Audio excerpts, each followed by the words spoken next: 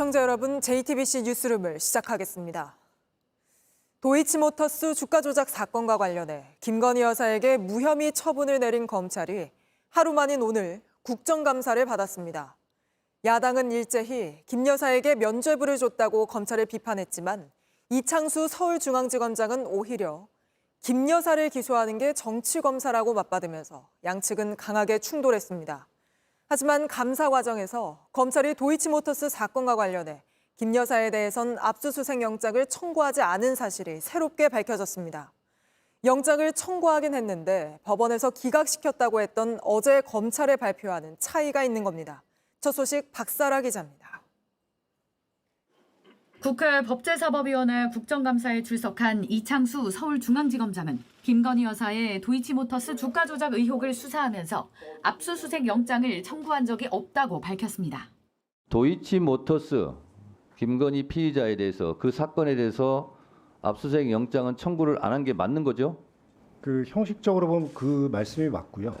검찰은 앞서 수사 결과를 발표하면서 김 여사의 휴대전화와 사무실 등에 대해 압수수색 영장을 청구했지만 법원이 기각해 무산되었다고 했습니다. 그런데 하루 만에 틀린 내용으로 밝혀진 겁니다. 거짓 발표란 지적이 나오자 검찰은 소통 과정에 오해가 있었다고 해명했습니다. 과거 수사팀이 도이치모터스 사건과 코바나 컨텐츠 협찬 의혹을 함께 수사하면서 영장을 청구했는데 이를 묶어서 말했다는 겁니다. 왜 청구하지 않은 압수수색 영장을 청구했다고 그러고 기각됐다고 이렇게 발표를 왜 했습니까? 저도 사후에 이제 보고를 받았습니다. 같은 수사팀이 그 수사를 진행하면서 어떤 때는 두 가지 피의 사실을 같이 쓰기도 하고 또 어떤 때는 단독으로 넣기도. 민주당은 대국민 사기극이라고 강하게 반발했습니다. 대국민 사기극입니다. 그리고 이것은 검찰이 자기 역할을 제대로 하지 않고 떠넘긴 것이고, 국민의힘은 문재인 정권이 수사할 당시에도 증거가 없었다며 맞섰습니다. 그 당시에 김건희 여사 관련된 증언이나 관여됐다라고 하는 증거가 부족했기 때문에 민주당은 김 여사의 불기소 처분에 반발해 다음 달 2일 장외 집회를 열겠다고 밝혔습니다. JTBC 박사라입니다.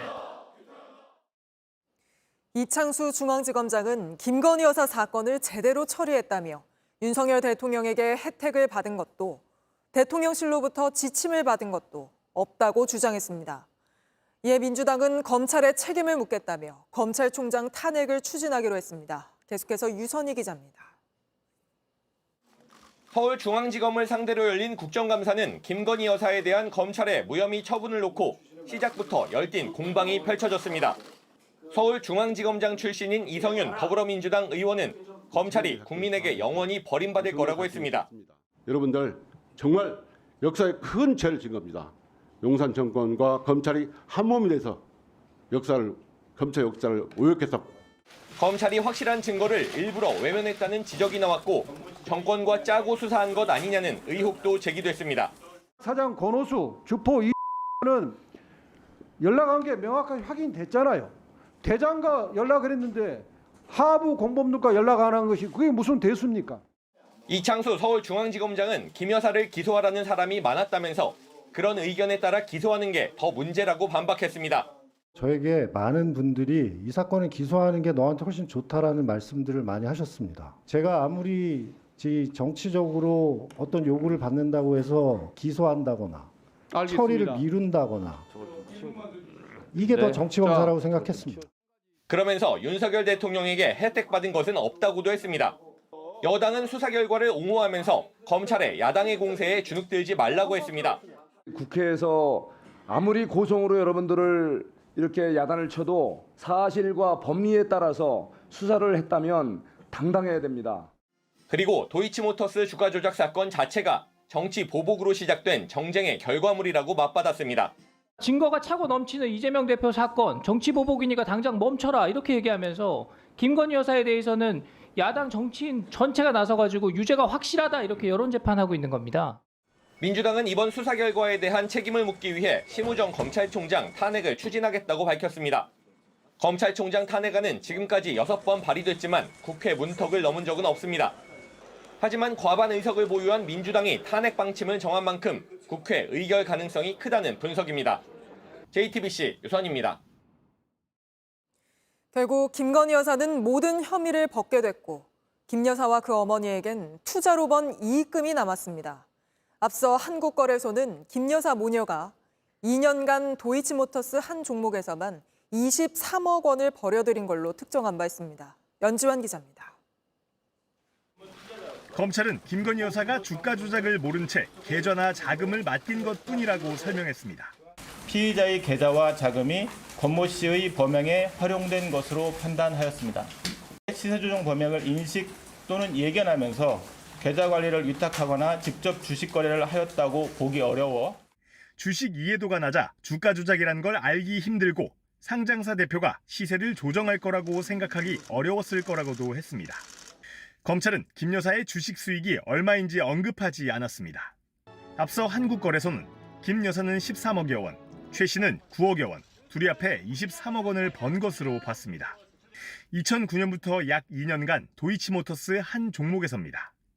검찰의 결론대로면 주식을 몰라 상장사 대표의 범행에 계좌를 활용당했는데 모녀가 23억 원이란 큰 돈을 번 겁니다. 결국 처벌은 피하고 투자 이익금만 남은 셈입니다. 다만 법원은 외부 요인도 있어 주가 조작에 따른 부당 이득이 얼마인지는 알 수 없다고 판단했습니다. 검찰은 또 방조죄로 유죄를 받은 손모 씨는 주식 전문가로 김 여사와 다르다고 설명했습니다. 정작 손 씨는 1억 원의 손실을 본 것으로 드러났습니다. 김 여사를 고발한 황희석 변호사는 항고하겠다는 입장입니다. JTBC 연지환입니다. 오늘도 여당에서는 문재인 정부 때도 수사했지만 재판에 못 넘긴 이유가 있을 거란 주장이 나왔습니다. 법조팀 박현주 기자와 짚어보겠습니다. 자, 박 기자. 먼저 수사가 시작된 게 언젠지부터 짚어보죠. 네, 보면서 설명을 좀 드리겠습니다. 이 고발장이 접수된 건 2020년 4월 7일입니다. 네, 문재인 정부 때죠. 네, 그렇습니다. 그로부터 5달 뒤인 9월에 첫 고발인 조사가 시작이 됐는데요. 이때는 윤석열 대통령이 당시 검찰총장으로서 수사 지휘권을 갖고 있었던 때입니다. 네, 그리고 거의 바로 당시 총장이던 윤석열 대통령이 지휘권을 잃지 않았습니까? 네, 그렇습니다. 맞습니다. 가족 수사를 이유로 지휘에서 배제됐던 게 이 같은 해 10월 19일입니다. 하지만 여전히 수사에는 큰 진전이 없었는데 네. 2021년 3월 4일 당시에 이 윤석열 대통령이 당시 검찰총장이 스스로 물러났습니다. 그 뒤에 검찰은 7월 금융감독원 그리고 9월 블랙펄 인베스트 압수수색 등 본격적인 수사에 속도를 냅니다. 네. 그리고 10월부터 12월까지 이 주가 조작 일당들을 차례로 재판에 넘기는데요. 그 와중에 12월 1일 보시면 김건희 여사가 이 1차 서면 답변서를 제출을 하게 됩니다. 네. 하지만 검찰은 이 답변서가 이 객관적인 증거에 부합하지 않는다고 설명을 했습니다. 네, 그래서 확인을 하기 위해 김 여사 소환을 요구했다는 거잖아요. 그렇습니다. 한 달 뒤인 22년 1월에 이 출석을 요구를 했습니다. 하지만 이 김 여사 측은 대선이 얼마 남지 않았다는 이유로 응하지 않은 걸로 알려졌습니다. 네. 결과적으로 이 문재인 정부 때는 김 여사를 소환할 수가 없었고 그렇다 보니까 처분도 같이 내릴 수가 없게 됐었던 건데요. 그리고 22년 3월 이 대선으로 윤석열 정부가 들어서게 됩니다. 윤석열 정부 들어서서도 2년 반가량 수사가 이어진 거 아닙니까? 네, 그렇습니다. 22년 5월에 현 정부가 출범한 다음에 수사팀이 새롭게 짜졌습니다. 검찰은 23년 7월에 이 두 번째 서면 질의서를 보내게 되는데요. 네. 늦어진 이유에 대해서는 그동안 추가 수사를 진행했었다고 설명을 해왔습니다. 그런데 답변을 받은 건 1년 뒤인 올해 7월 5일부터입니다. 답변서를 받는데 왜 1년이나 걸린 겁니까? 네, 검찰은 여러 이유가 있지만 이 총선이 끼어서 이 김 여사의 변호인이 정치적으로 이용되는 것을 우려했다고 설명을 했습니다. 그러니까 김 여사 측은 앞서 출석 요구에도 불응하고 서면 답변서도 1년이나 늦게 냈던 겁니다. 그러면서 결과적으로 이 답변서를 대면 조사하기 바로 전에야 받게 된 거 아닙니까?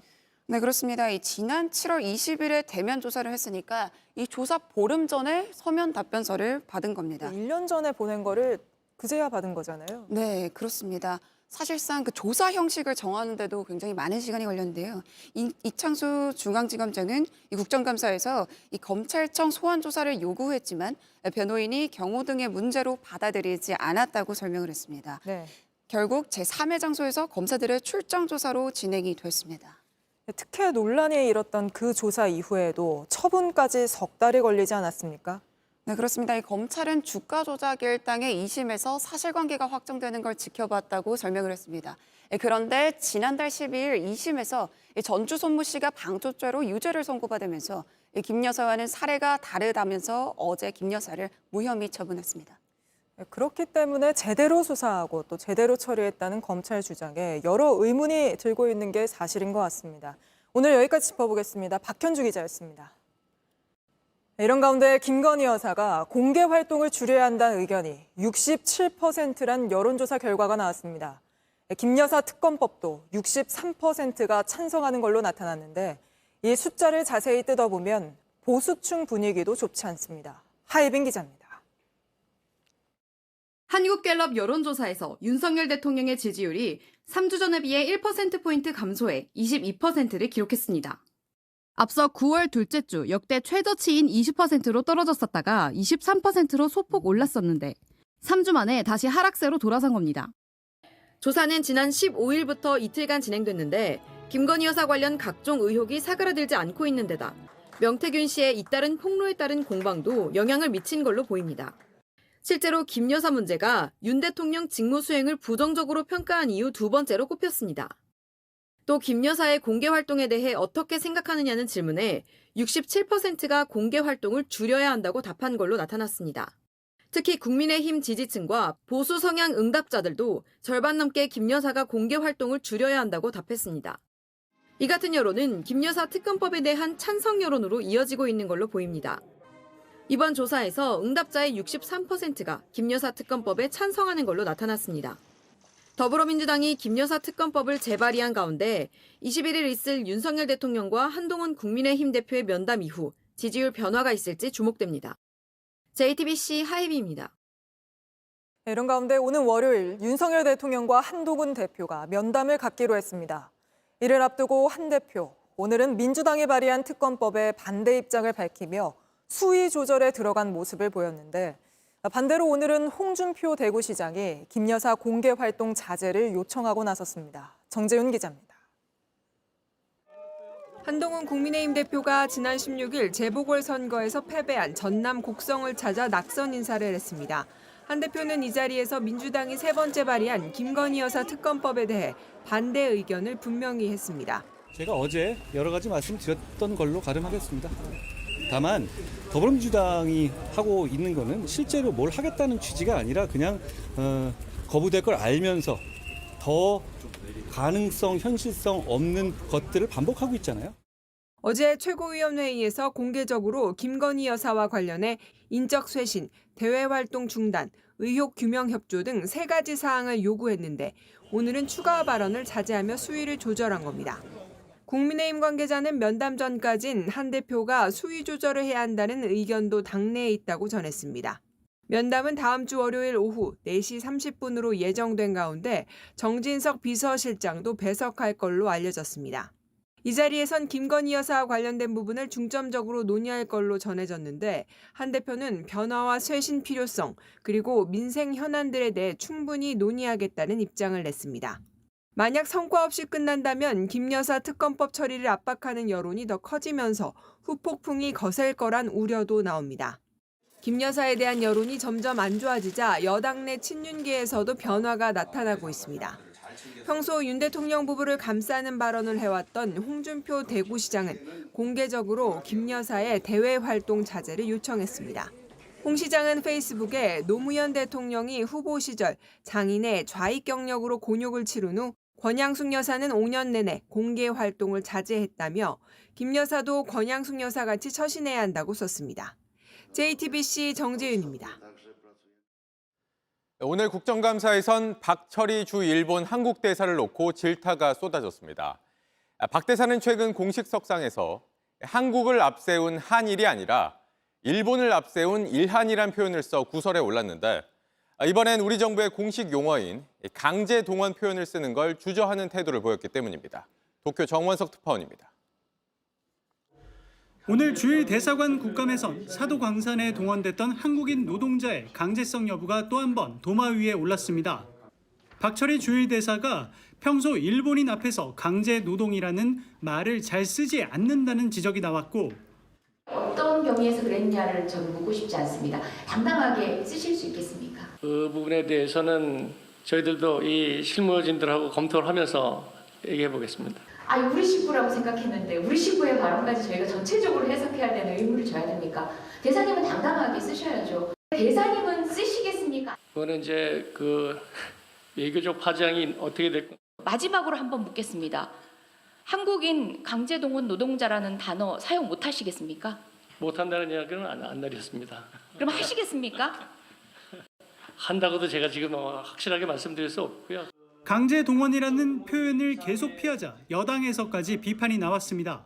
강제 동원된 것은 역사적 사실이고 한국 정부의 입장입니다. 아무리 대사님이 저쪽 상대국의 어떤 위치나 이런 어떤 상대방을 이렇게 존중하시더라도 정부의 입장을 명확하게 이것은 강제 동원이라고 말씀을 주셔야 될 것 같습니다.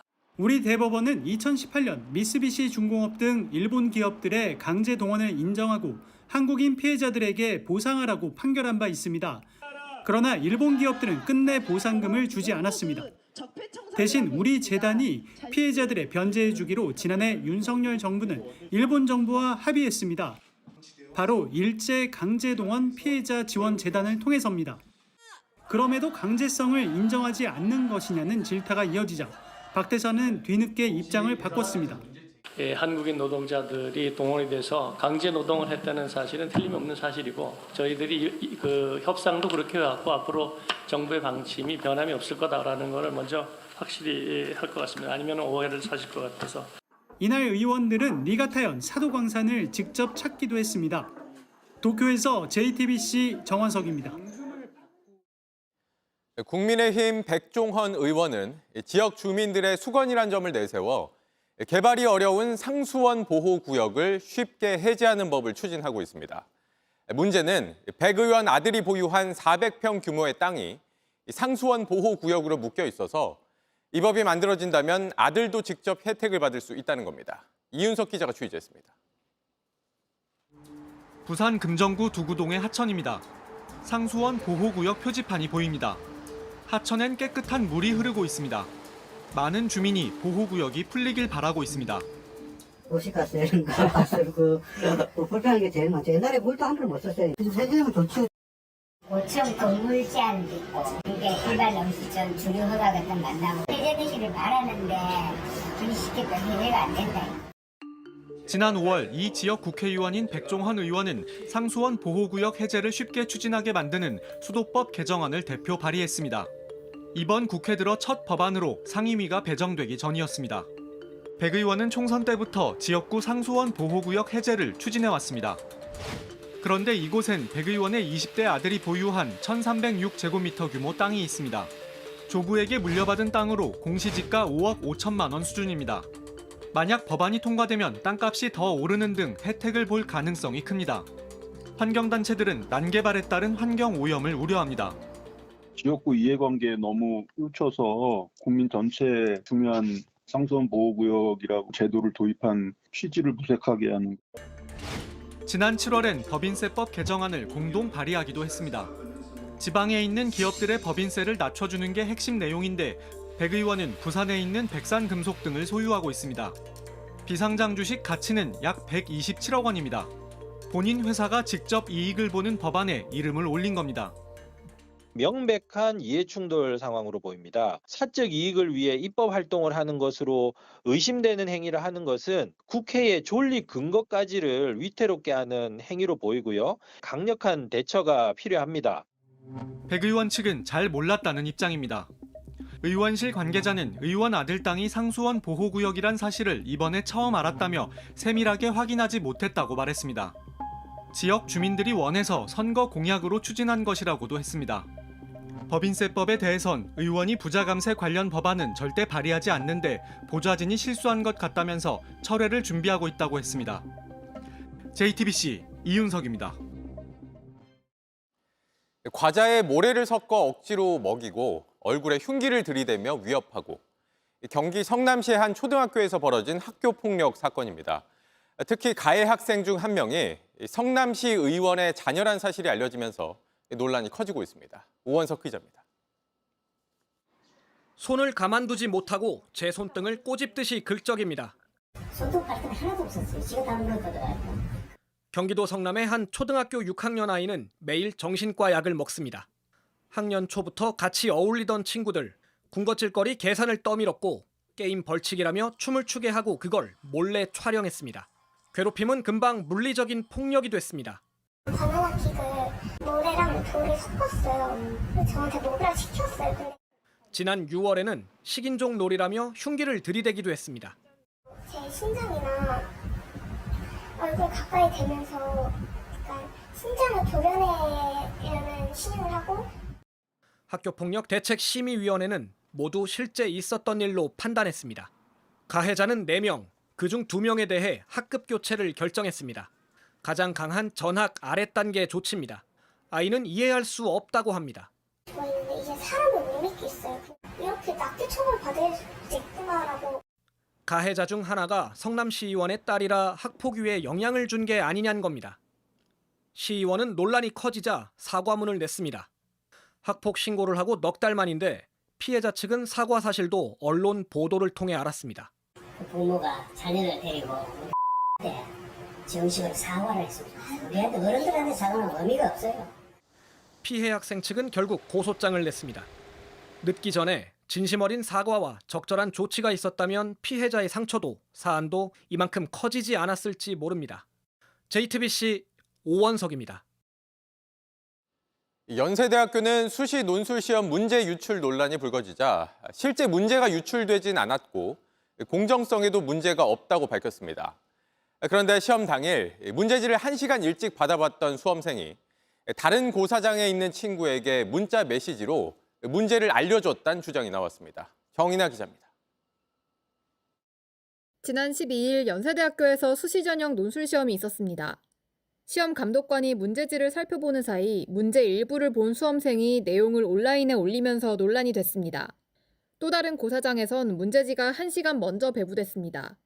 감독관이 시험 시작 시간을 잘못 알았기 때문입니다. 그런데 여기 있었던 한 수험생이 미리 본 문제 내용 일부를 다른 고사장에 있는 친구에게 휴대전화로 보냈다는 증언이 나왔습니다. 이 수험생은 문제 유출 논란과 관련해 연세대를 상대로 집단 소송을 준비하고 있는 모임 측에 이런 내용을 말하고 증거자료도 보냈습니다. 문항에 대한 정보가 도움이 될 만한 정보들 뭐 그런 정도예요. 자료는 이제 재판에 쓰이는 걸 동의하셨고 법정에서 증언이 필요하다면 그것도 지금 검토 중인 걸로 알아요.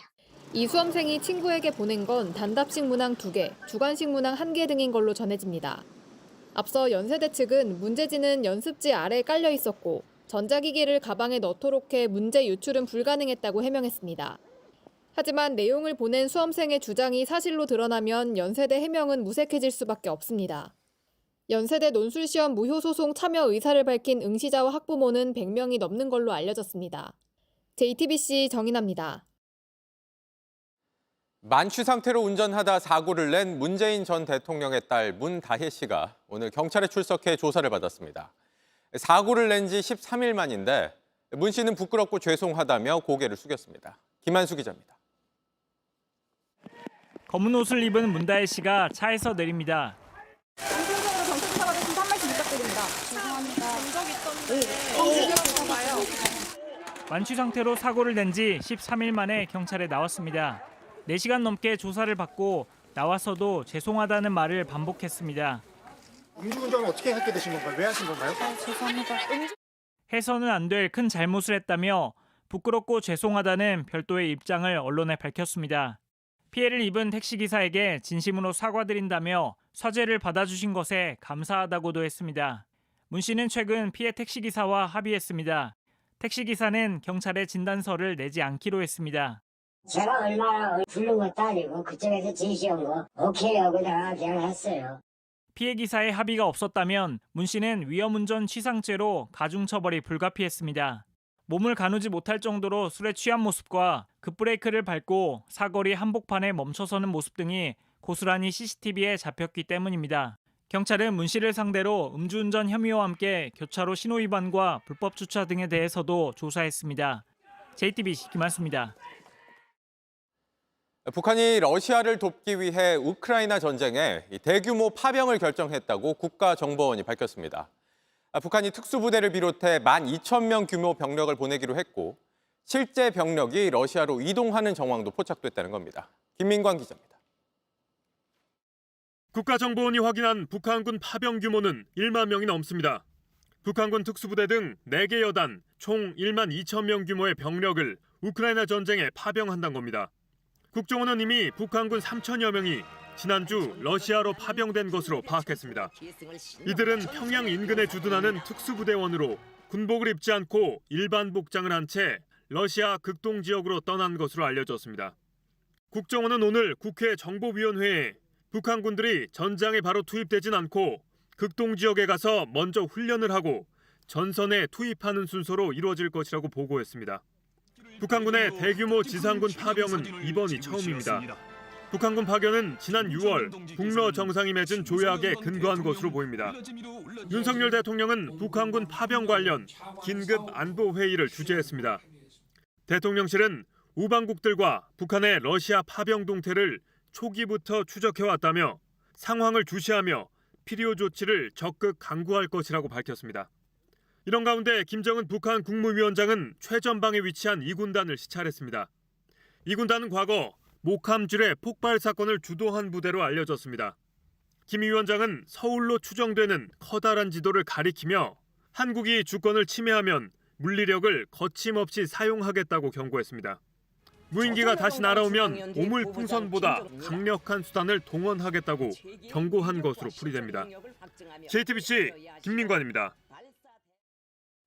오늘 가을비 치고 상당히 많은 비가 내렸습니다. 내일도 전국에 비가 이어지다 오후에 그치겠습니다. 대신 기온이 뚝 떨어지면서 강원 산간 지역엔 첫눈이 쌓일 수도 있다고 하는데 날씨 소식 강다현 기자가 전합니다. 세차게 내리는 가을비에 꽃잎이 이리저리 흔들립니다. 우산 쓴 사람들은 목에 스카프를 두르고 도톰한 겉옷도 챙겨 입었습니다. 어제 낮 26도까지 올랐던 서울은 하루 사이 7도나 떨어졌습니다. 어제는 니트 얇은 거 하나 입었었거든요. 갑자기 비 오면서 너무 추워져가지고 그래서 좀 외투랑을 좀 두꺼운 걸 이제 꺼내야 될 것 같아요. 어제는 확실히 좀 더운 느낌이 들고 오늘은 확실히 날씨가 춥고 비도 많이 오니까 가을이 온 것 같은 기분이 들어요. 서해상 비구름대가 동쪽으로 빠르게 움직이면서 오늘 전국 곳곳에 비를 뿌렸습니다. 내일까지 이틀 동안 많게는 수도권 60mm 이상, 강원 동해안 산지 120mm 이상, 부산과 경남 남해안엔 80mm 이상 비가 내리겠습니다. 비는 내일 오후 대부분 지역에서 그치겠지만 북쪽에서 찬 공기가 내려오면서 기온이 크게 떨어집니다. 일요일인 모레 아침, 서울은 8도로 올 들어 가장 쌀쌀한 아침을 맞겠습니다. 해발고도 1000m 이상 강원 등 높은 산지 일대엔 기온이 영하로 떨어지면서 비가 눈으로 바뀌어 쌓일 수 있고 일부는 빙판길도 예상됩니다. 주말인 내일과 모레 전국 대부분 낮 기온이 15도에서 20도 수준으로 바람도 강해 체감 온도는 더 낮겠습니다. 다음 주 내내 이번 주보다 기온이 떨어지면서 낮 기온은 17도에서 24도로 평년 수준을 유지하겠고 월요일 오후 남부와 제주를 시작으로 화요일 다시 전국에 비가 내리겠습니다. JTBC 강나현입니다. 이상 기후에 감염병 위험 지역의 범위도 바뀌고 있습니다. 감염병을 옮기는 모기나 진드기가 북쪽으로 서식지를 넓히고 있기 때문입니다. 황예린 기자입니다. 밭 한켠에 털진드기를 불러 모으는 채집기가 설치돼 있습니다. 일주일에 한 번씩 연구원들이 끈끈 이를 때 실험실로 가져갑니다. 가을철 주요 발열성 질환인 찌찌가무시증을 일으키는 진드기 매개체가 이곳 경기도 파주에도 있는지 살피는 겁니다. 독감과 비슷한 증상인 찌찌가무시병에 걸리면 심한 경우 사망할 수도 있습니다. 이 병을 옮기는 주요 매개체는 활순 털 진드기입니다. 2013년까지만 해도 서해, 남해 중심으로 발견됐습니다. 그런데 2022년부터 강원도 철원 등에서 활동이 두드러지기 시작했습니다. 서식지가 북쪽으로 확대된 겁니다. 기후 변화 탓입니다. 곤충은 온도에 따라서 성장 속도라든지 살 수 있는 지역의 범위가 달라지게 되거든요. 그렇기 때문에 이제 기온이 올라가면서 점점 추운 북쪽에서까지도 이제 그 곤충들이 살 수 있는 서식처 범위가 이제 넓어지게 되는 거죠. 일본 뇌염을 옮기는 작은 빨간 진모기도 점차 북상 중입니다. 지난해 여름철 대비 올해 같은 기간을 보면 활동 영역이 더 넓어졌습니다. 더불어 개체수 자체도 많아졌습니다. 모기는 주변 온도에 따라 체온이 변하는 변온 동물인데 전국적으로 기온이 오르면서 대사 활동이 활발해져 서식지가 확대된 겁니다. 이 때문에 질병관리청은 감염병을 옮기는 매개체의 경로를 파악하는 데 주력하고 있습니다. 남쪽에서만 있었던 매개체가 북상을 하게 되면 새로운 매개체가 들어온 거나 비슷한 현상을 나타냅니다. 어디까지 분포하는지는 저희가 질병을 관리하는 관리 지역을 어디까지 설정할 것이냐에 되게 중요한 변수입니다. 기후변화가 감염병의 지도는 물론 질병 대응 체계까지 바꿔놓고 있습니다. JTBC 황예린입니다. 걸리면 100% 말라 죽는 소나무 제선충병이 전국으로 퍼지고 있습니다. 제주에서 강원까지 푸르렀던 소나무 숲이 이렇게 벌겋게 변해가고 있습니다. 이대로라면 10년 안에 우리나라 소나무 78%가 사라질 거란 전망까지 나오는데 피해가 가장 심각한 지역을 윤두열 기자가 돌아봤습니다. 도로 옆 소나무는 뒤틀리고 말라붙었습니다. 경북 포항 바닷가로 가는 길 내내 이런 풍경은 이어졌습니다. 바다와 솔숲 절경으로 유명한 호미곶. 공중에서 내려다보니 사철 푸르러야 할 숲은 붉고 검게 변했습니다. 소나무 제선충병입니다. 단풍이 들어서 그러던가 이 생각했어요. 그러고 나중에 보니까 소나무가 그러니까 끔찍하죠. 소나무에 침입한 제선충은 수분 통로를 막습니다. 치사율 100%, 제대로 된 치료법은 없습니다. 잎이 퍼졌는데 한 3일 후에 보면은 거의 진행이 와갖고 완전히 고사되어 있는 상태고 원래 급속도로 올여름에 산에서 시작된 병은 이제 거리와 학교, 집 앞까지 내려왔습니다. 마을 전체가 소나무 무덤으로 변해가고 있습니다. 제선충에 걸린 나무들은 이렇게 흰 띠를 두르고 빨간 선을 그어 놨습니다. 다시 살릴 수 없다는 사망 선고를 내려놓은 겁니다. 지난 1988년 부산에서 처음 감염목이 발견된 뒤 36년 동안 1,500만 그루가 잘려나갔습니다. 피해액은 1조 2천억 원으로 추산됩니다. 한동안 잠잠했던 제선충병은 지난 2022년부터 크게 늘었습니다. 올해는 얼마나 어디까지 번질지 알 수 없습니다. 이상기후로 여름이 길어지면서 제선충 매개충들이 늘었기 때문으로 보입니다. 방제 속도가 확산세를 못 따라가자 아예 소나무밭 전체를 베어내는 지역도 늘고 있습니다. 10년 안에 우리나라 소나무 78%가 사라질 거란 전망도 나옵니다.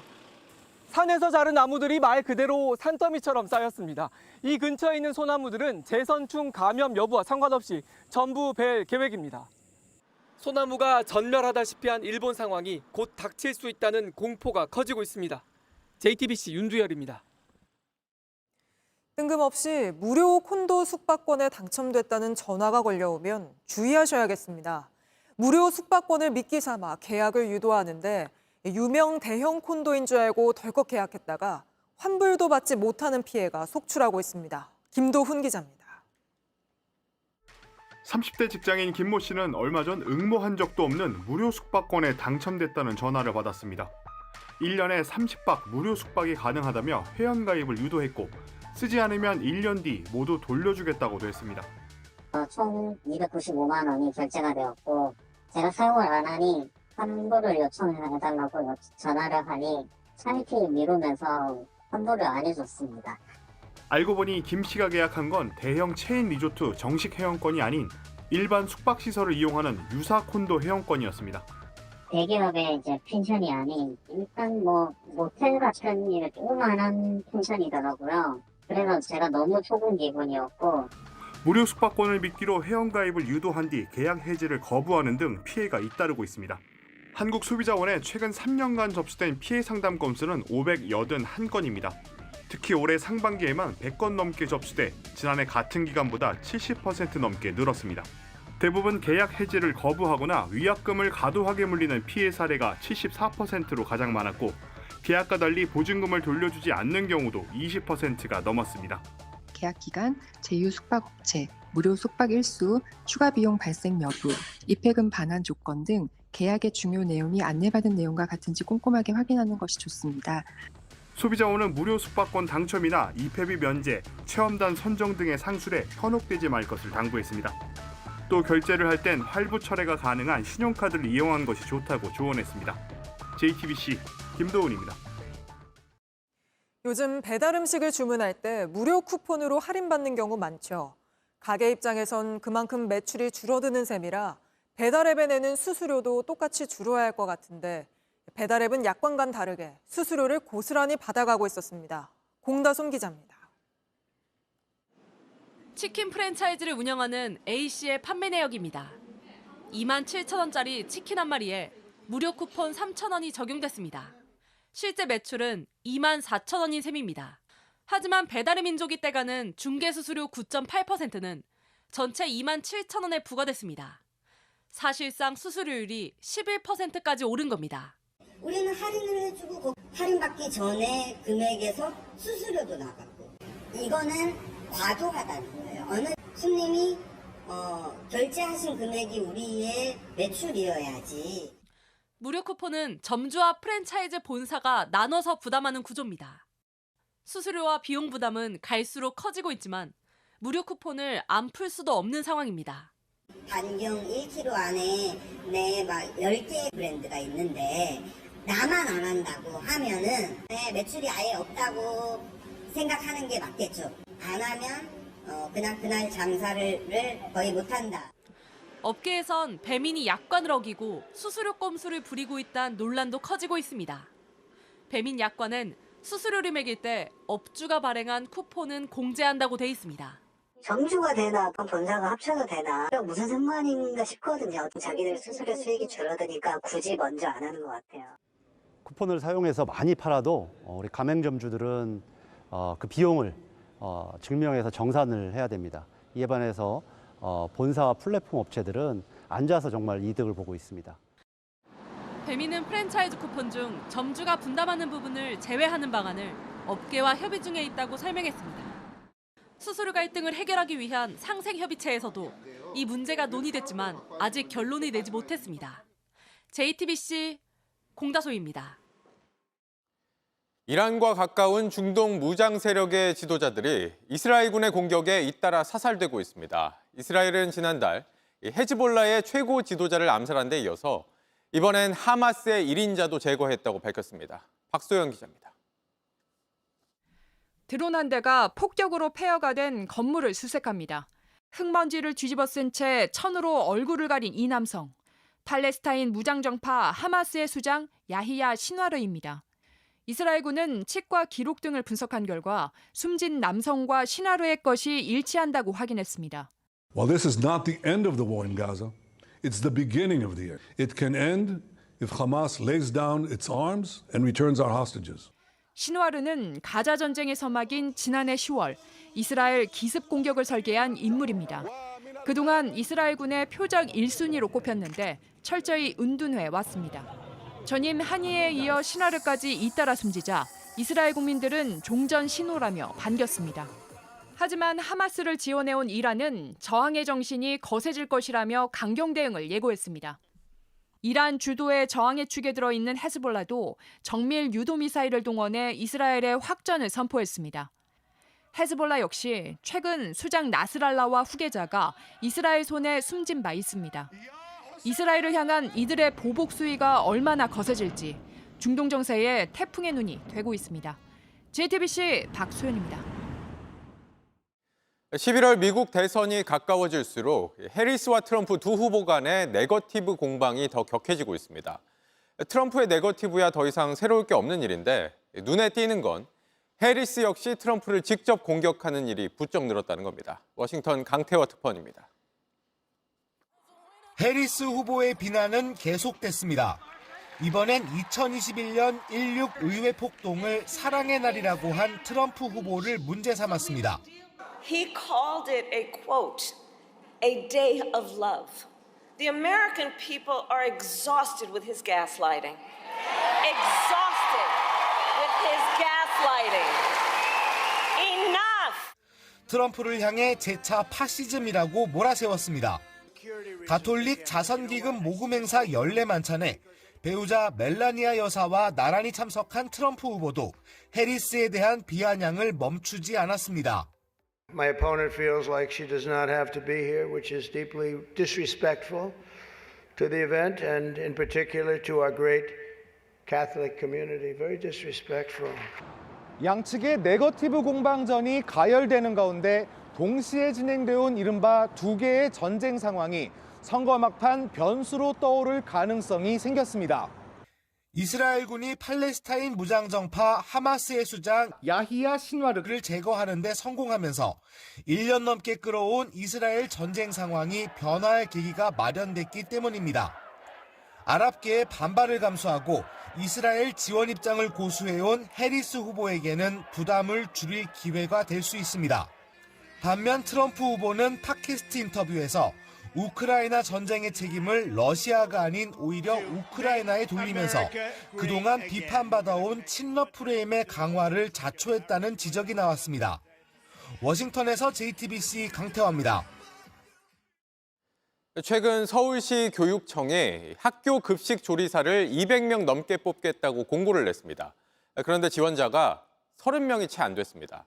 급식 조리사 하겠다는 사람이 없어도 너무 없어서 인력난이 심각한 상황이라는데 왜 그런 건지 성화선 기자가 취재했습니다.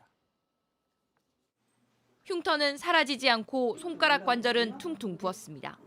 국수를 삶다가 작업 안으로 물이 들어가는 바람에 화상을 입었어요. 뭐 하나 붙여놓고 그냥 할 수밖에 없어요. 급식에 맞춰서 나가야 되니까 병원 치료도 안 하고. 정년은 보장되지만 그 전에 그만둬야 했습니다. 너무 몸이 아프고요. 대체도 없이 쓰고 병가도 제대로 못 쉬고요. 이렇게 학교 급식실을 떠나는 노동자는 늘어나는데 지원자는 턱없이 부족합니다. 지난달 서울시 교육청이 올린 채용 공고입니다. 조리사 213명을 뽑으려고 했는데 지원자는 단 28명뿐이었습니다. 전국적으로 응시 미달 인원은 매년 증가하고 있습니다. 올해는 상반기를 기준으로 960명이 넘습니다. 빈자리를 채우지 못하니 전국 학교 급식실의 결원도 크게 늘었습니다. 올해 6월 기준으로 1,063명이 부족한 것으로 확인됐습니다. 강남 쪽은 굉장히 심합니다.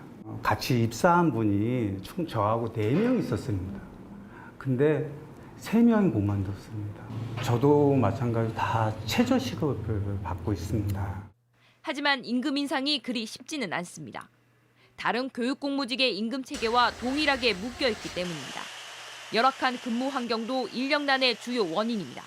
그 1인당 식수 인원도 너무 많다 보니까 업무 강도는 너무 세고 보상이 적기 때문에 나가시는 분들이 많은데 그걸 다시 또 채울 만한 인력들을 찾기가 어려운 것 같아요. 인력난의 악순환이 계속되면 아이들의 급식까지 위협받을 수 있습니다. JTBC 성화선입니다.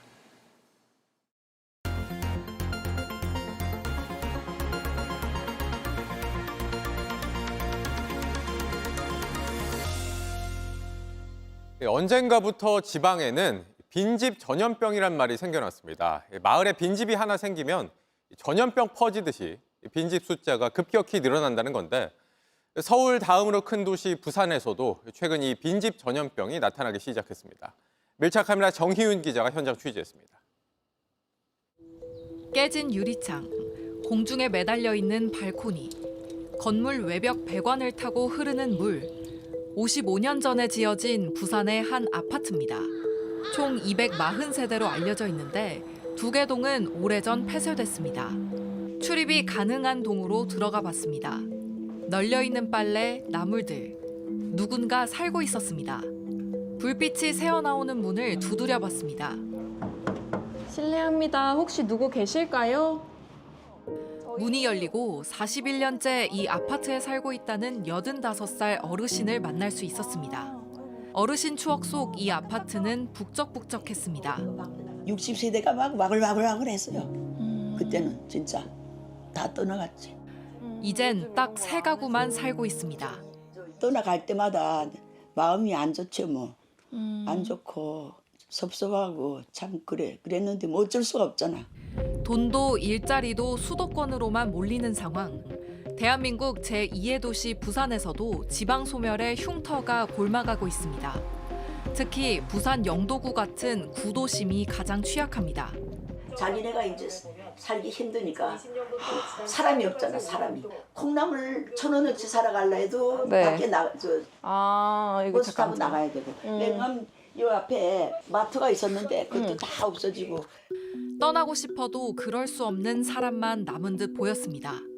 지금 나이가 많고 몸이 안 좋으니까 이 한 층에는 원래 12세대가 살았는데요. 지금은 보시다시피 아무도 살지 않습니다. 그런데 이 집 같은 경우에는 대문이 아예 없어서 사실상 외부인의 침입이 굉장히 쉬운 상태인데요. 안에 들어가 보시면 누군가 살았던 흔적이 아직도 남아 있습니다. 그런데 깨진 유리창 같은 것도 있어서 굉장히 위험해 보이기도 합니다. 실제 흉가 체험을 하러 오는 사람도 적지 않다고 합니다.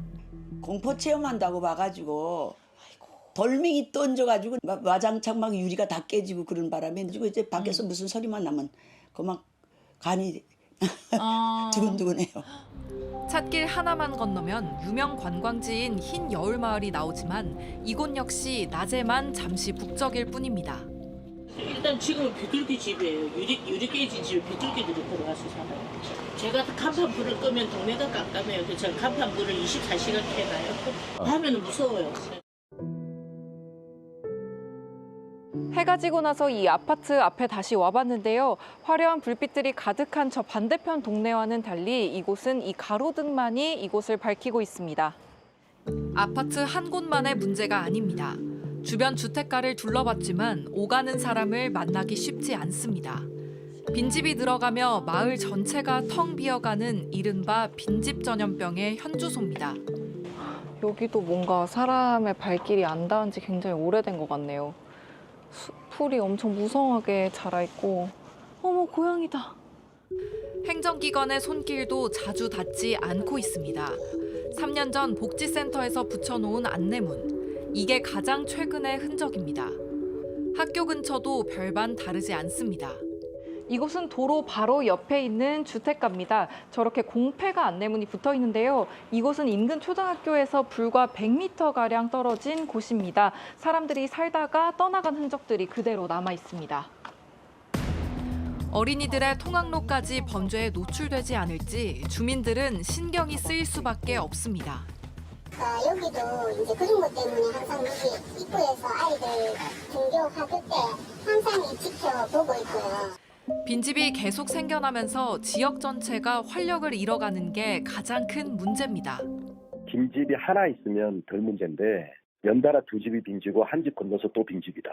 그럼 이렇게 집단화가 되잖아요. 거기서 뭐 우리가 생각하는 반사회적인 행동을 할 수도 있고 또 반윤리적인 행동이 거기서 일어날 수도 있고. 수십 년 산 사람은 다 떠나고 새로 들어오는 사람은 없어 생기를 잃은 이 동네. 지방이 소멸하고 있는 이 서울공화국에 퍼진 빈집 감염병은 이곳이 보여주듯 심각 단계입니다. 밀착 카메라 정희윤입니다.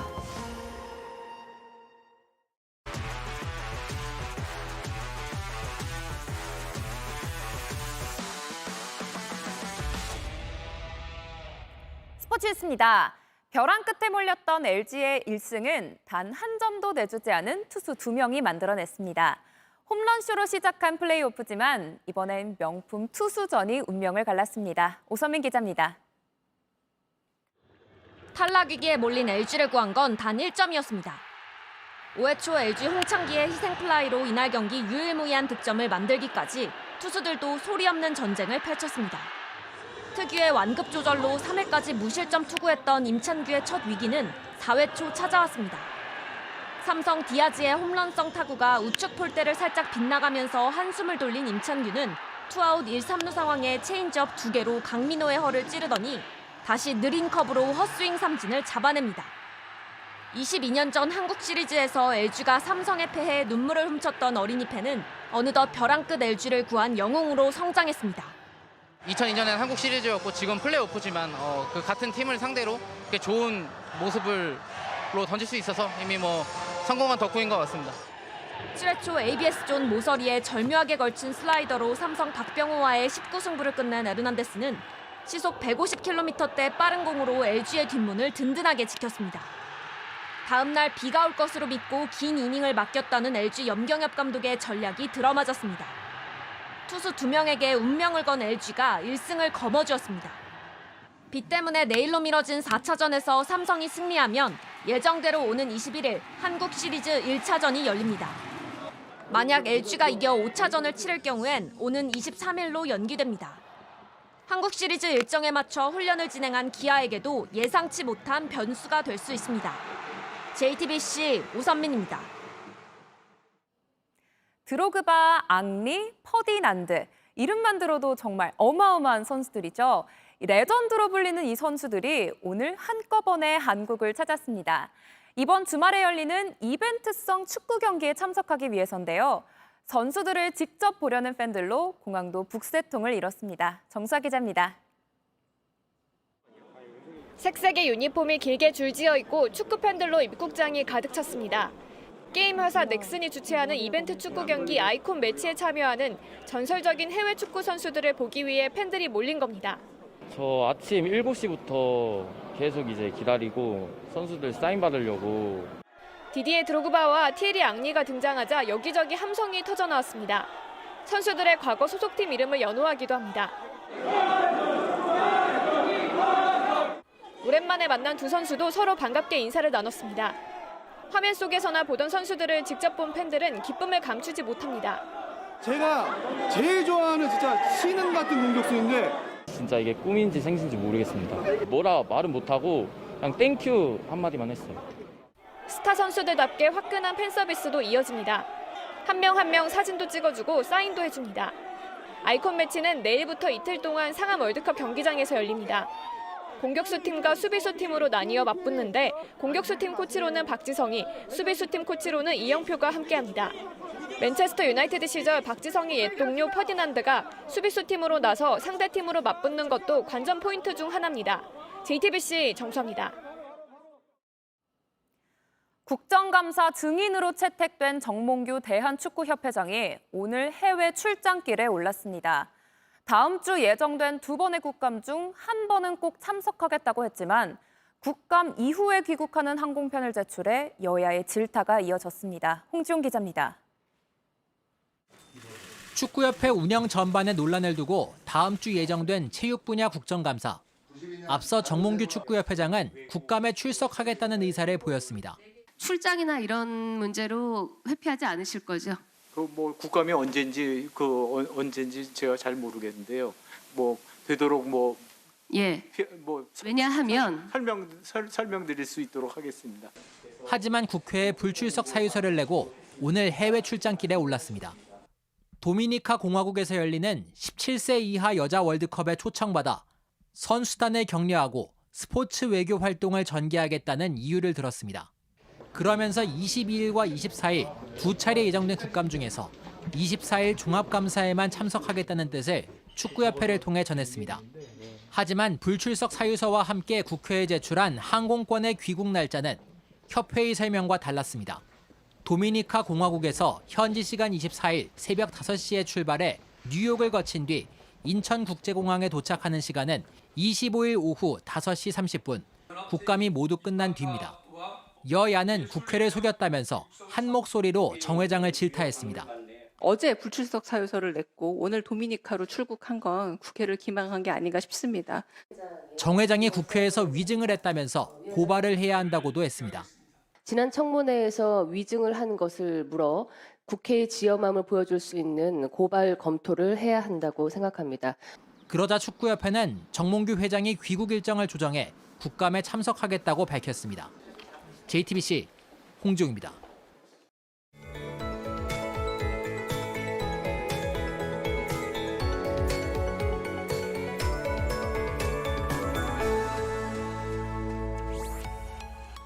오늘 전국에 비가 흠뻑 내리면서 이례적인 고온 현상은 누그러졌습니다. 다만 주말인 내일까지도 강한 비바람이 예상되는데요.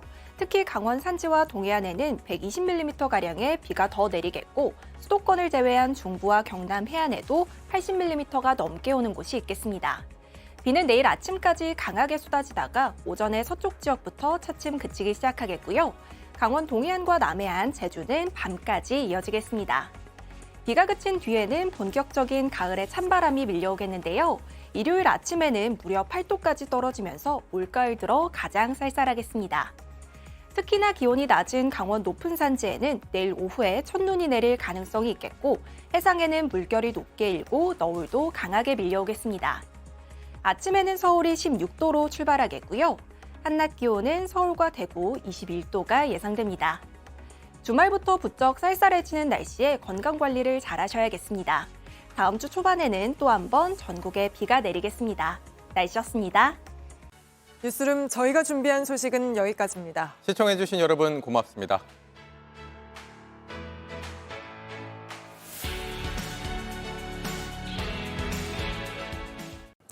JTBC 뉴스를 시청해주셔서 고맙습니다. 저희는 저녁 6시 50분 뉴스룸에서 뵙겠습니다.